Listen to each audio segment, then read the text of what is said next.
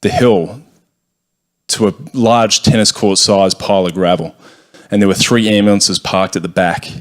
The ambulances each had medics standing next to them, and they had like resuscitation gear and cannula drips to rehydrate people. I thought it was a joke. I thought there's no way those things are going to be used. But within 15 minutes of this session, people were going to that ambulance in dire condition.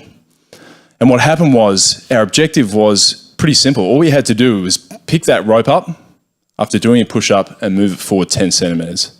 And we had to get to a cone that was about 50 metres away. Push up, move it 10 centimetres. Push up, move it 10 centimetres. It was hot, dusty, it was hard going. Our hands were in the gravel. And what happened was, we get within kind of 2 metres of that cone after an hour of doing that, and they would say, stop, you haven't followed instructions, go back to the start. We'd go all the way back to the start and we'd start again, and we'd do it for another hour, and we'd go back and we'd do it for another hour.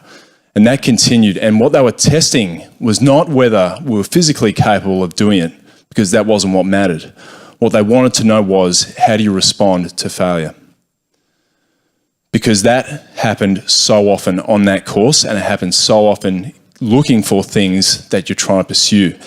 And a lot of the people that were on that course were kind of golden children. They'd been through the military and they'd never failed before in their life. And funnily enough, they were the ones that started to mentally self-defeat as we continually failed. So every day being exposed to failure again and again and again, and being able to keep going sounds quite simple, but it's often the defining feature of being able to pass something like this, and it's often true in life too.